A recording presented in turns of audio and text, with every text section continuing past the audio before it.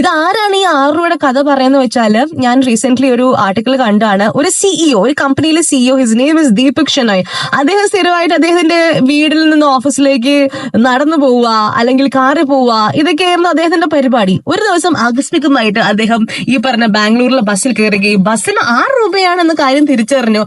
അപ്പൊ അദ്ദേഹത്തിന് അതിശയം, ഈ ലോകത്ത് 6 രൂപയ്ക്ക് എന്തെങ്കിലും കിട്ടുമെന്ന്. ശരിയായിട്ട് 6 രൂപയ്ക്ക് ഇത്ര ചീപ്പായിട്ടുള്ള ട്രാവലിംഗ് ബാംഗ്ലൂരിൽ മാത്രമായിരിക്കും.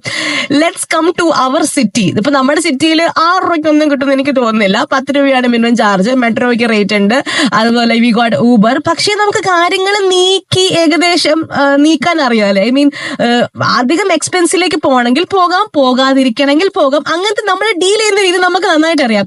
എന്നാലും എന്റെ ഒരു അതിശയം അങ്ങോട്ട് തീരുന്നില്ല. ബാംഗ്ലൂരിൽ ഈ പറഞ്ഞ 6 റുപ്പീസിന് യാത്ര ചെയ്ത് ആരെങ്കിലും ഒക്കെ ഉണ്ടെങ്കിൽ വിളിക്കാൻ പറഞ്ഞായിരുന്നു. അതേപോലെ തന്നെ പ്രസന്റ്ലി നമ്മളൊരു എന്താ പറയാ, ഒരു മാസം ഒരു പെട്രോൾ അടിക്കാൻ വേണ്ടിയിട്ട് എത്രയാണ് നമ്മുടെ ഇന്ധന ചെലവ് എപ്പോഴെങ്കിലും കാൽക്കുലേറ്റ് ചെയ്ത് നോക്കിയിട്ടുണ്ടോ എന്ന് ഞാൻ ചോദിച്ചിട്ടുണ്ടായിരുന്നു. Good morning. Very good morning. ആരിത്? ഫൈസൽ ഹിയർ. ശരി, ഫൈസലെ ബാംഗ്ലൂർ പോയിട്ടുണ്ടോ? ഉറപ്പായിട്ടും ഞാൻ ബാംഗ്ലൂർ ഉണ്ടായിരുന്നു. ശരിക്കും പറഞ്ഞ 6 രൂപ തന്നെ. എനിക്ക് വിശ്വസിക്കാൻ ഭയങ്കര ബുദ്ധിമുട്ടാണ് 6 രൂപയുടെ കണക്ക് ലോക്കൽ ബസ്സിന്. ഉറപ്പായിട്ടും ബാംഗ്ലൂര് എക്സ്പെൻസ് കുറവായിട്ടുള്ള ലൈഫ് സ്റ്റൈൽ ഉണ്ട് നമുക്ക് ബാംഗ്ലൂർ. ഈ ബാംഗ്ലൂർ പറയുമ്പോൾ ഭയങ്കര എക്സ്പെൻസീവും ഉണ്ട്, പിന്നെ ഭയങ്കര കുറവുണ്ടോ? എങ്ങനെയാണ് ബാംഗ്ലൂർ ലൈഫ് പറയൂ? ബാംഗ്ലൂർ ലൈഫ് ശരിക്കും പറഞ്ഞു കഴിഞ്ഞാൽ നമുക്ക് കുറഞ്ഞ രീതിയിലും ജീവിക്കാം, കൂടിയ രീതിയിലും ജീവിക്കാം.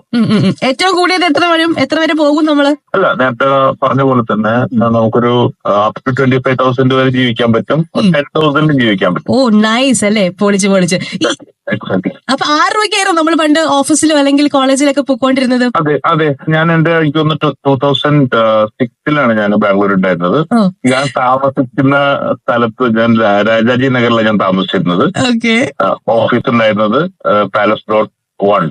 എത്ര ദൂരം ഉണ്ടായിരുന്നു from your home to your office? അവിടുന്ന് ഹാർഡ്ലി ഒരു 20 മിനിറ്റ്സ് ആണ് എന്റെ ട്രാവലിംഗ് ടൈം.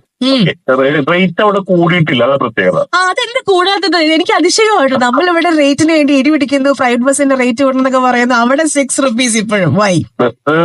ലാഭത്തിന് വേണ്ടിയല്ല ബസ് ഓടുന്നത്, ജനങ്ങൾക്ക് വേണ്ടിയാണ് ബസ് ഓടുന്നത്. പബ്ലിക് ട്രാൻസ്പോർട്ടേഷൻ ഫെസിലിറ്റി ഗവൺമെന്റ് കൊടുക്കുക ചെയ്യുന്നത്. അതിന് ചെറിയൊരു ചാർജ് ഒരു വാങ്ങുന്നതേ ഉള്ളൂ. അതെ. അപ്പൊ എല്ലാവരും പബ്ലിക് ട്രാൻസ്പോർട്ട് യൂസ് ചെയ്യുന്നുണ്ട് 6 റുപ്പീസ് ആണെന്ന് പറയുമ്പോഴത്തേക്കും അല്ലേ? ഉറപ്പായിട്ടും ബസ് നമുക്ക് നല്ല നീറ്റ് ആയിട്ടുള്ള ബസ്സാണ്. അത് മാത്രമല്ല, ഡെഡിക്കേറ്റഡ് ആയിട്ടുള്ള ആളുകളാണ്. ഇപ്പോഴത്തെ KSRTC നമ്മൾ നോക്കുമ്പോഴത്തേക്കും ഇവരുടെ ഒരു താല്പര്യക്കുറവാണ്. അവിടെ അങ്ങനെയല്ല, അവിടെ സാധാരണ മനുഷ്യന്മാർ, സാധാരണക്കാരാണ്. അവർക്ക് ഈഗോലെസ് ആണ് അവര്. അപ്പൊ നമുക്ക് വേറെ ഡിസ്കംഫർട്ടബിലിറ്റി ഒന്നുമില്ല. നമുക്ക് വളരെ കൃത്യമായിട്ട് യാത്ര ചെയ്യാം with a cheaper cost. Bangalore എപ്പോഴും മൊത്തം നമ്മുടെ ട്രാവലിംഗ് കോസ്റ്റ് എത്രയായിരുന്നു? ഒരു മാസമൊക്കെ എത്ര വരുമായിരുന്നു? ഒരു മാക്സിമം